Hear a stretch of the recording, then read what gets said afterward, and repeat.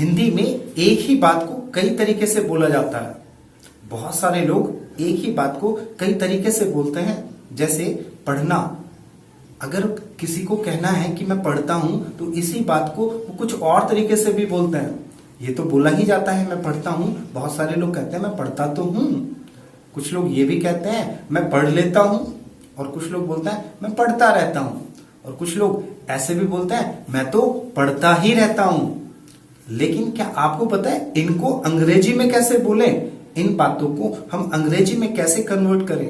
कोई बात नहीं पता है, इस वीडियो को पूरा देख लीजिए और आपको ये सारे के सारे सेंटेंसेस समझ आ जाएंगे कि इनको हम इंग्लिश में कैसे बनाएं।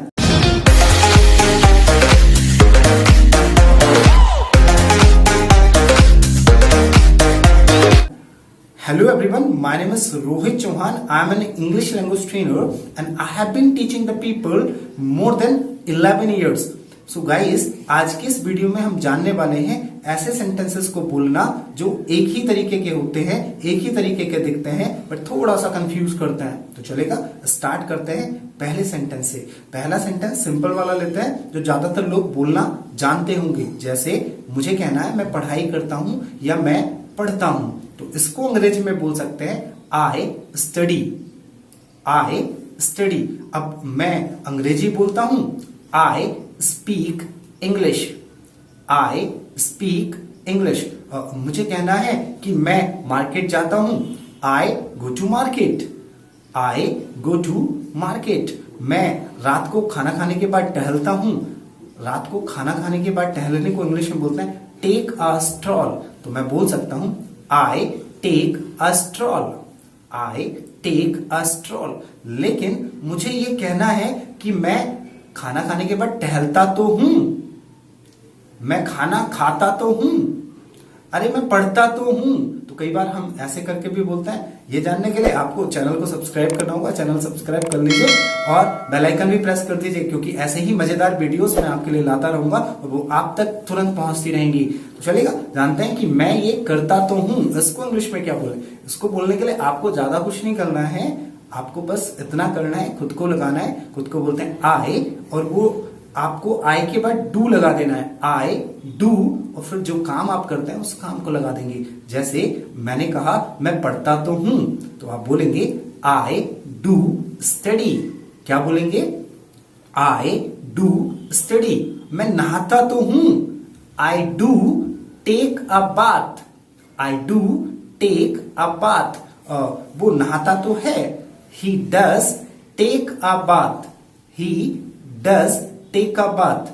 मैं दूध पीता तो हूं, I do take milk. I do take milk. लेकिन अगर हमें यह कहना हो मैं पढ़ता रहता हूं, मैं पढ़ता रहता हूं, अब आपको ये बात कहनी है तो इसको इंग्लिश में कैसे बोलेंगे? इसके लिए हमें एक वर्ड यूज करना होगा जिसको इंग्लिश में बोलते हैं कीप। क्या यूज करते हैं? क्या यूज करना होगा? कीप। जैसे मैंने कहा मैं पढ़ता रहता हूं, तो मैं बोल सकता हूं आई कीप स्टडिंग। कीप के बाद जब आप एक्शन लगाएंगे तो आपको एक्शन में आईएनजी लगाना है। कीप के बाद जब आप कोई काम लगाएंगे तो उस काम में आईएनजी भी आपको लगाना होगा। मैंने कहा I keep studying. I keep studying. Market, मैं जाता रहता हूं, I keep going to market. I keep going to market. TV, हाँ देखता रहता हूं, I keep watching TV. I keep watching TV. तो जब भी हम बोलते हैं मैं ये करता रहता हूं तो उसके लिए हम यूज करते हैं कीप। कभी कभी हम ऐसे भी बोलते हैं कि मैं ये करता ही रहता हूं, ये लड़का टीवी देखता ही रहता है, वो यहां पर आती ही रहती है। तो कभी कभी हम बोलते हैं ये करता ही रहता हूं। मैं ये नहीं कह रहा हूं करता रहता हूं, मैं बोल रहा हूं करता ही रहता है, मैं करता ही रहता हूं। और जैसे मैंने बोला मैं टीवी देखता ही रहता हूं, तो उसके लिए मैं इंग्लिश में बोल सकता हूं, उसके लिए एक स्ट्रक्चर यूज करेंगे keep on dot dot dot और ऑल द टाइम।